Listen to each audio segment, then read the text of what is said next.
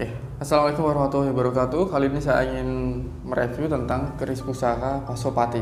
Dahulu saya pernah memiliki keris pusaka Pasopati dan sempat booming karena termahar sekian, ya banyak lah. Nah, kali ini saya ingin mereview Pasopati yang baru saya dapatkan, dan ini pedok hitam, ini natural dari saya dapatkan, tidak saya ganti. Dan warangkanya sendiri ini tidak dipelitur, ini warangkanya dihaluskan menggunakan teknik-teknik yang alami, pakai daun pisang yang kering digosok-gosokkan, pakai kulit digini-gini kan, tambah minyak, pakai kulit lagi, jadi halus seperti ini. Ini tidak dipelitur, natural alami. Nah, oke, ini kayunya menggunakan kayu timoho, tapi yang poletnya itu garis-garis. Ini timoho, ini bagian luarnya, jadi tidak mendalam. Kalau mendalam itu yang hitam-hitam ini akan semakin banyak, tapi karena ini warangka yang di bagian terluarnya, jadi kayu yang di bagian terluarnya, jadi peletnya tidak begitu tajam, terlihat cuman seperti kayak garis-garis saja ya, seperti itu. Oke, kita ke bilah. Bilah keris Pasopati itu paling mudah diidentifikasi daripada keris-keris yang lain karena ricikannya sangat simpel, terutama di bagian ini gendiknya ya. Ini gendiknya pogok ya, ini yang disebut pogok, jadi tidak ada kembang kacangnya, lebih simpel sederhana. Kemudian ada jalu memetnya, di sini jalu memet, kemudian ada lambe gajahnya satu ya. Oke, kemudian ada tikel alisnya di bagian sini, ini tikel alis, sogokan depan, sogokan belakang, kemudian pecetan, ada serawean, dan juga ada gerendengnya. Oke, kemudian yang paling penting di keris Pasopati adalah bagian odo-odo.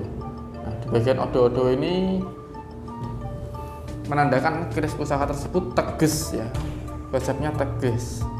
Yang mana pusaka-pusaka Pasopati pasti diagem oleh tokoh-tokoh besar. Salah satunya adalah Pak Jokowi dan Pak Prabowo. Pak Jokowi juga punya keris Pasopati, Pak Prabowo juga punya keris Pasopati. Masing-masing karakteristiknya tegas, berwibawa, dan itu mencerminkan filosofi yang diambil dari odo-odo keris ini. Kemudian gereneng,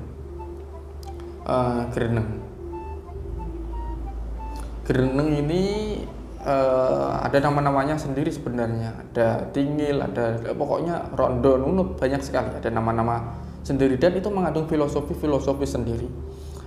Ada pula yang melihat ricikan gerenengnya ini sebagai tanda bahwa itu diciptakan oleh empu tertentu, terutama empu-empu yang berjaya pada masa Tangguh Nom-noman. Tangguh Nom-noman itu ya masa-masa Pangkubuwono ya, PB ya, seperti itu. Kemudian kalau Tangguh Nom-noman itu biasanya ada bawang sebungkulnya, tapi kalau ini nggak ada bawang sebungkulnya. Oke, kemudian kita lihat di bagian sogokan depan, sogokan belakang. Fungsi dari sogokan belakang, sogokan depan ini adalah ketika pemberian minyak. Jadi pemberian minyak pada pusaka Pasopati itu sebenarnya tidak dioleskan menyeluruh, tapi ditampungkan dulu di bagian ini yang pecetannya ini, nanti akan mengalir mengikuti odo-odonya dan baru dikuas. Nah, seperti itu. Dari filosofi sogokan depan, sogokan belakang itu mengartikan adalah kehidupan kita harus seimbang, kita harus bercermin melihat ke depan, mengantisipasi, menganalisa bagaimana nanti yang akan datang, dan juga kita bercermin meskipun kita menganalisa kejadian masa depan, tapi jangan sampai kita melupakan kesalahan-kesalahan apapun yang kita perbuat di masa lalu. Dan oleh karena itu Pasopati itu pasti memiliki odo-odo yang maksud saya sogokan depan dan sogokan belakang itu sama. Ada juga kan pusaka yang sogokan depan, sogokan belakangnya itu selewah atau lebih besar, lebih tinggi yang depan. Nah, seperti itu. Dan sogokan depan, sogokan belakang ini mengacu pada odo-odo, yang mana mengartikan kita harus menyikapinya dengan tegas. Nah, kemudian ada serawean. Serawean itu artinya meskipun kita memiliki pendirian yang teguh, pendirian yang kuat, tapi kita tidak akan luput dari bantuan seseorang, bantuan orang. Yang mana serawean ini mendukung dari belakang, tapi tidak terlihat. Itu serawean.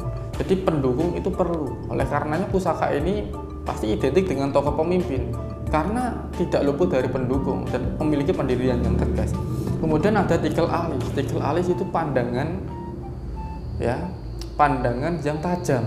Jadi ketika seorang yang membawa pusaka ini menjelaskan, menceritakan, kemudian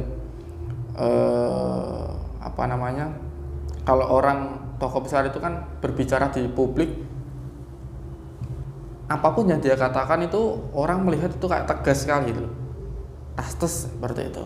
Itu tikel alis. Nah, kemudian Jaluk Memet. Jaluk Memet ini orang Jawa kuno itu mengartikan jalu yang dimaksudkan adalah keilmuan, ilmu yang ditutupi. Nah, tapi beda di Pasopati adalah Pasopati kan memiliki gandhi yang pogok ya. Jadi Jaluk Memetnya kelihatan jelas dan tidak ditutupi. Yang mana artinya kalau dia memiliki kemampuan ya ditunjukkan. Sosok pemimpin itu harus seperti itu. Ya harus ditunjukkan. Dia memiliki kelebihan apa? Ya ditimbulkan, ya ditunjukkan. Jangan sampai disembunyikan. Kalau orang biasa disembunyikan, karena kalau ditonjolkan pasti akan dikucilkan. Tapi kalau orang besar, dia memiliki kelebihan, ditunjukkan, ditonjolkan, maka orang-orang akan lebih menghormatinya. Nah, seperti itu. Sebenarnya masih banyak lagi filosofi mendalam terkait pusaka Pasopati. Oleh karenanya pusaka Pasopati sendiri itu banyak dicari, banyak diincar oleh tokoh-tokoh masyarakat, tokoh-tokoh besar, politik, atau orang-orang yang memiliki usaha besar dan memiliki karyawan banyak. Itu biasanya mengincar keris pusaka Pasopati. Sekian video dari saya. Untuk tangguh pusaka Pasopati ini saya tidak bisa menyebutkan karena masih sementara ya bagi saya untuk masalah tangguh, dan kalau diungkapkan di publik akan menjadikan kontroversi karena pusaka Pasopati dari estimasi tangguhnya pada dasarnya Pak, kalau nggak Mataram ya nom-noman, Mataram nom-noman, seperti itu. Sekian video dari saya, semoga bermanfaat. Salam rahayu. Wassalamualaikum warahmatullahi wabarakatuh.